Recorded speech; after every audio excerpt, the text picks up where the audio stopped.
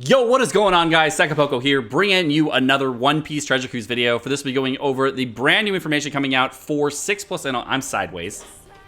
Oh, it's Gemma in the background! So, we're going to be going over 6+ Enel and all the cool things about him. So without further ado, let's go ahead and jump right into it.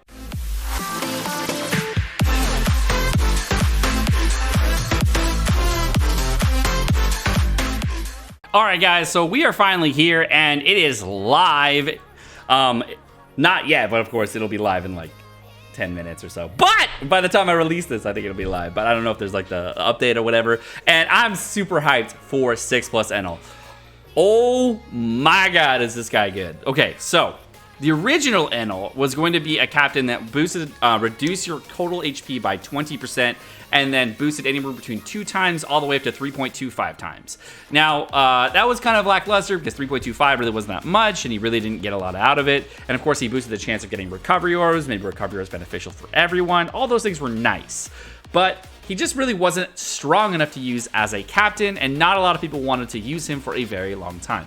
Now, what they're doing with the 6+ Enel captain ability is they're keeping the minus 20% HP, which is kind of sad, but you know what? It's okay, because HP values are very high nowadays, so you can actually get away with that. But what they're doing is they're making it so that he reduces all damage taken by 13%, which is not a significant amount, but that's decent, okay? So 15 is normal, like, so usually what we see, 20 is what we see from like 4.25 captains, but 13% is still pretty sweet. So if you get a 13% plus a 13%, and then you also throw in the 10% that you get naturally, and then whatever DR sockets you're gonna get, not DR sockets, DR limit break you're gonna get, that'll be quite much. So let's see, 100 times 0.87, boom, boom, times 0.9. That'll be a roughly, with level 3 DR, it'll be a 32% damage reduction overall. So you'll be taking 32% less damage from every target with 2 13% captain, as well as the 10% DR. So that's pretty nice. I think that's actually pretty decent. Makes up significantly for the double minus 20% HP that you're going to be losing here. And he is a rainbow captain, so that is also very nice to have in your arsenal. You can run him with a bunch of other different captains if you want to. You can run him with Shiki, that just came out, which actually might be very, very good with this character. I don't know. But it does reduce your HP by 20%, so it might not get that full wave growth effect. And what's really interesting to me is that even though Shiki is stronger as far as top-end damage goes, not by that much. I don't think it's by that much. I actually might think that Enel might be better, but we'll have to see. Now, the big change, of course, between going from 2 times to 3.25 is now it's going from 2 to 3.75. And that damage is massive. A 3.75 rainbow captain is insane. And the fact that you actually get tons and tons of healing to make it so that this character is basically a zombie captain at that point is really nice. Now, you could even run this character with Whitebeard Marco if you wanted to, because Whitebeard Marco does get that guaranteed meat orb all the time. You could run 6+ Enel as a sub on that team if you wanted to as well, because Whitebeard Marco is a 2.75 to a 3 times rainbow captain, and that is actually pretty nice to have, seeing how you do get 25 times the recovery is in healing done. 6+ Enel, I think, is going to be one of the most fun units to have in your box, because the new special ability is much better than the old one. The old one is maxed out at 10, I think it was like 10 times your recovery, and whatever the overhealing after that point was like up to 2 million damage. I'm pretty sure that's how it was, right? Let me just double check. Yeah, so it was 10 times the amount that you overhealed.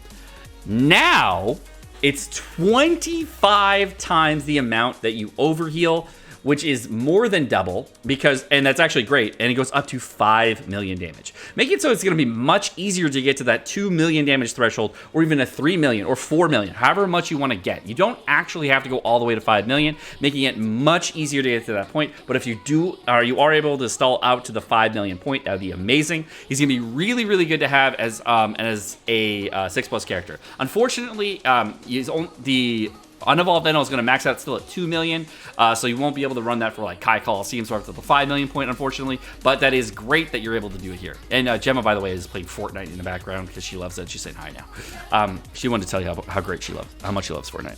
But I really like this. This is amazing. I have not been hyped about a 6+ in a while. This is actually one of the best changes I've seen for 6+. I would actually say that this is really, really cool in Rivals Magellan. Like, I would rather have 6+ Enel for a lot of situations than Magellan at this point, because getting to 2 million is going to be ridiculously easy, especially with all the recovery we're having now. And Jake wants to say hi as well. So Jake's saying hi as well. No, you don't want to say hi? Okay. Good talking. Okay, guys, and the next thing we're going to be going over is some of the changes that are coming out to the version 8.4, and these are some of the screenshots that we have so far, showing you some of the changes that we're going to see here. Now, I'm going to have a more in-depth video that's going to go over all the things that I see in the version and all the walkthrough that I feel, probably sometime tomorrow, to go over like the playthrough and see what everything is going on there. But what I can see here, the first thing is that we're going to have tickets available. They're going to be new blue tickets that are going to be able to get in treasure mode at some point that are going to allow us to purchase potions, which is really, really cool. I like that a lot. So seeing that we're able to purchase potions for 40 tickets, 200 tickets, and I don't know what maybe there's like a medium ticket or something like that. I really don't know what there's going to be, but you can actually see at the bottom, right around, let's see if will it show my cursor? Right around here, we're going to see all the cool things that we can see. We see the tickets that we have available. We can see the values of the tickets, and you can, of course, purchase them. So I'm very, very interested in this. Also, it looks like you're going to be able to purchase treasure mode units. Is that correct? I don't know what this is entirely. I'm probably going to have to look up that, but you might be able to purchase certain treasure mode units with tickets. Not really sure. But you can see in the background here, we're also, looks like, able to purchase tablets as well. So it looks like there's going to be a lot of things being able to be purchased going into this next thing. Now, going into the next thing, we're going to see that there is a new layout for the SugoFest and non-SugoFest banners. So here's the example with the limited rare recruit killer banner.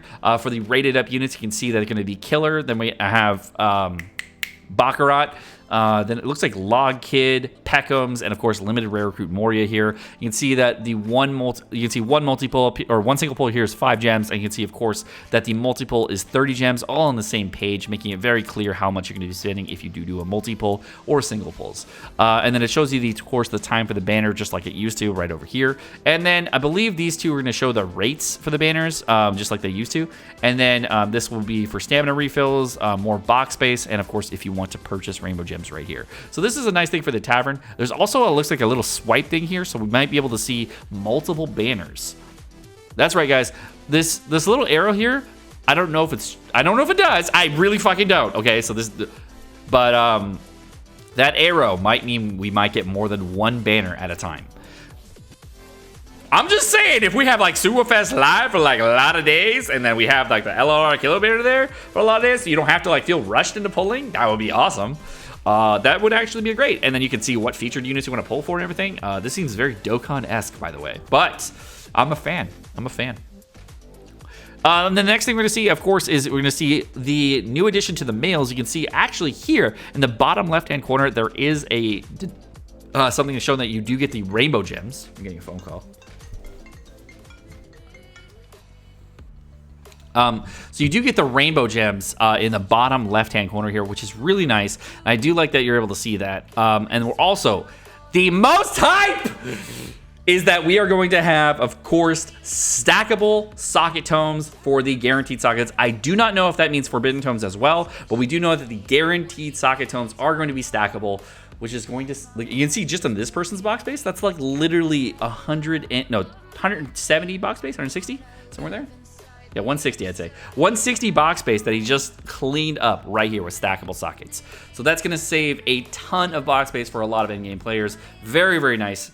I'm hoping that we're going to see some other things. Of course, the meats and a couple other things are going to be stackable as well. I believe when we looked at it, there were certain festival items like the ice creams, the lobsters, those things are going to be stackable to my knowledge as well. So it makes it so that you'll be wanting to get rid of your turtles first and save the lobsters / whatevers. I don't think that means that the turtles and whatnot are going to be stackable. Probably not evolvers either, just because, you know, it doesn't make sense because we're all using those 4 cotton candies right now. So that's probably why they didn't do it that way. But they may make a shift away from turtles and have more neutral XP items more in the future so that we can have more stackable things and have less turtles.